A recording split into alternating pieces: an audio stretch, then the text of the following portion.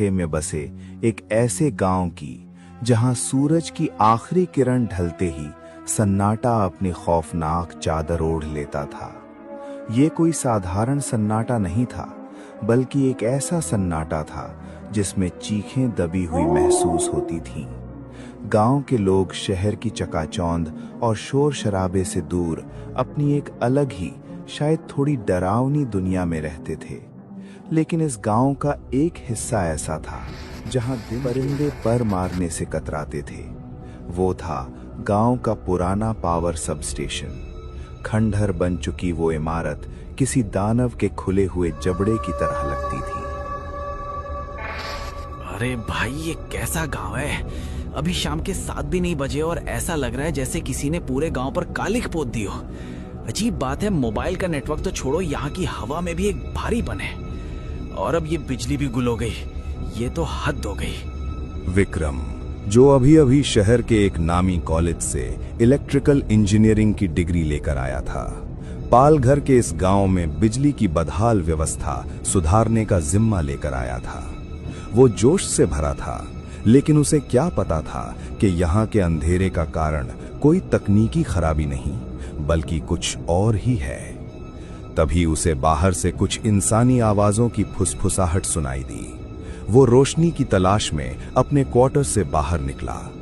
गांव के बीचों बीच एक विशाल, सदियों पुराना पीपल का पेड़ खड़ा था, जिसकी टहनियां हवा में ऐसे हिल रही थीं जैसे कोई अदृश्य हाथ किसी को बुला रहा हो। पेड़ के नीचे कुछ बुजुर्ग और कुछ सहमे हुए नौजवान बैठे थे। विक्रम उनके पास पहुंचा।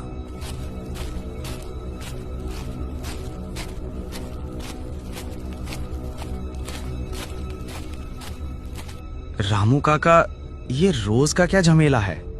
मैं पिछले 3 दिनों से देख रहा हूं, जैसे ही घड़ी में शाम के 6:30 बजते हैं, पूरे गांव का फ्यूज उड़ जाता है। क्या विभाग इतना लाचार है कि शाम होते ही बिजली काट दी जाती है? आओ बेटा विक्रम, बैठो। शहर के लोग घड़ी की सुइयों पर नाचते हैं, पर ये पाल घर का ये गांव घड़ी देखकर नहीं, बल्कि डर की आहट सुनकर चलता है। यहाँ बिजली हम नहीं काटते बेटा, यहाँ की बिजली अपने आप बुझ जाती है। और यकीन मानो, इस अंधेरे में ही हम सबकी भलाई है। भलाई? अंधेरे में कैसी भलाई काका? हाँ साहब, बिजली आएगी तो सब कुछ दिखने लगेगा। वो सब भी जिसे कोई भी इंसान अपनी आंखों से देखना नहीं चाहता। यकीन मानिए साहब, कुछ चीजों का अंधेरे में रहना ही बेहतर है। काका, मैं यहाँ काम करने आया हूँ, इन डरावनी कहानियों से डरने नहीं।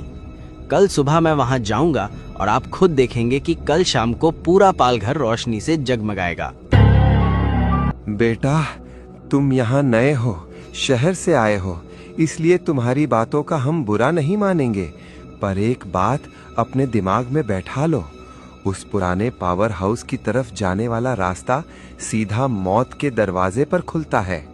वो रास्ता उस कुएं के पास से होकर गुजरता है जहां सालों पहले एक ऐसा हादसा हुआ था जिसे याद करके आज भी गांव वालों की रूह कांप जाती है।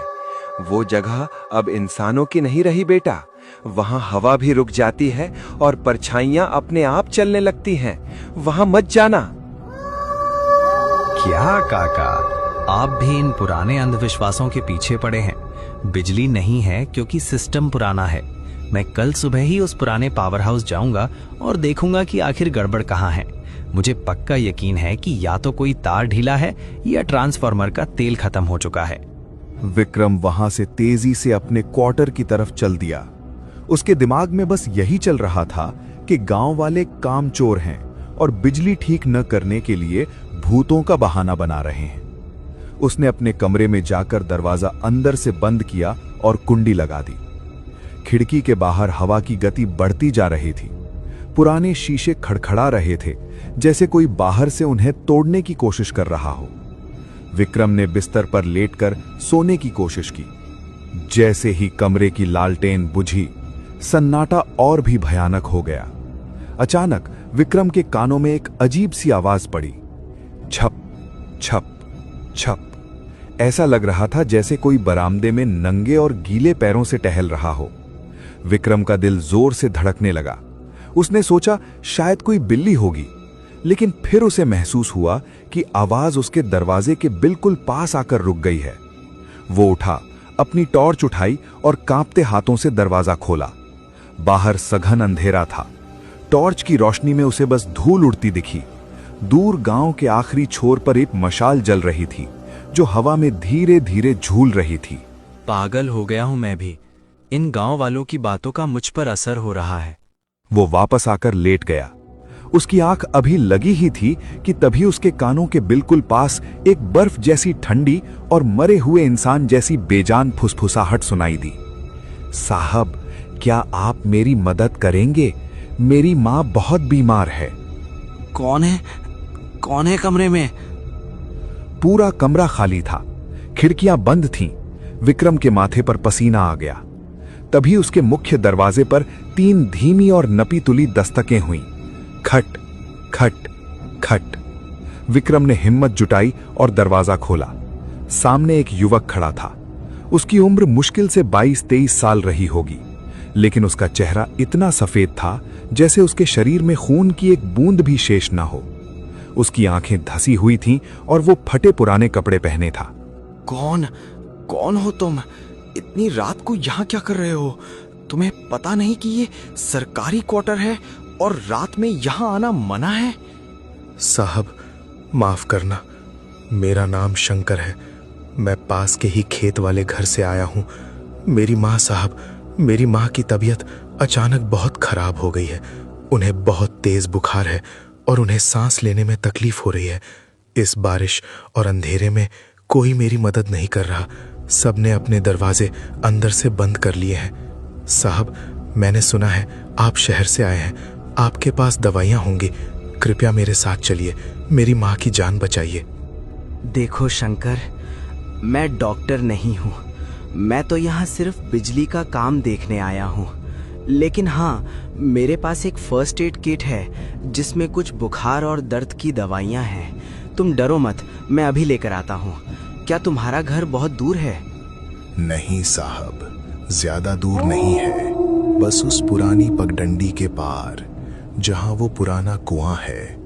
अगर हम पगडंडी से शॉर्टकट लेंगे तो जल्दी पहुंच जाएंगे। बस आप जल्दी चलिए साहब, वक्त बहुत कम बचा है। विक्रम ने अपनी टॉर्च और दवाइयों का डिब्बा उठाया और शंकर के पीछे पीछे चल दिया। जैसे ही वे क्वार्टर की सीमा से बाहर निकले, पाल घर का वो सन्नाटा और भी ज्यादा भारी लगने लगा। गांव की गलियां किसी कब्रिस्तान की तरह खामोश थीं। शंकर आगे आगे चल रहा था। विक्रम ने गौर किया कि शंकर के चलने की कोई आवाज नहीं आ रही थी। विक्रम की अपनी भारी चप्पलों की आवाज पत्थरों पर गूंज रही थी, लेकिन शंकर जैसे हवा में तैर रहा हो। उसके पैरों के नीचे सूखी पत्तियां भी नहीं चटक रही थीं। शंकर, तुम लोग इस सुनसान इलाके में क्यों रहते हो? यहाँ तो बिजली के खंभे भी सड़ चुके हैं। कल मैं इसी इलाके का मुआयना करने वाला था। साहब, हम वहां अपनी मर्जी से नहीं रहते। हम वहां बंधे हुए हैं बरसों से। उस कुएं ने हमें कहीं जाने ही नहीं दिया। आप बस चलते रहिए साहब। रास्ता थोड़ा कठिन है, पर मंजिल करीब है। वे उस घने पेड़ों वाले रास्ते पर पहुंच गए जो पुराने सबस्टेशन की तरफ जाता था। पेड़ों की विशाल टहनियां हवा में ऐसे हिल रही थीं जैसे किसी मृत शरीर की उंगलियां हों। अचानक झाड़ियों में एक तेज हलचल हुई। विक्रम ने टॉर्च घुमाई। वहां उसे 2 चमकती हुई पीली आंखें दिखीं। उसे लगा कोई जंगली जानवर होगा, लेकिन तभी उसे एक इंसानी फुसफुसाहट सुनाई दी। एक और शिकार। आज फिर कोई इस मनहूस रास्ते पर आया है। इसे भी अंधेरा निगल जाएगा। शंकर, ये आवाजें कहाँ से आ रही हैं? क्या यहाँ कोई और भी है? आवाजों पर ध्यान मत दीजिए साहब। वो तो बस भटके हुए लोग हैं, जिन्हें अब अपना नाम भी याद नहीं। हम पहुंच गए हैं। देखिए, वो रहा मेरा घर। विक्रम ने टॉर्च की रोशनी सामने डाली। उसे एक जर्जर मिट्टी का पुराना घर दिखाई दिया। घर की छत आधी गिर चुकी थी।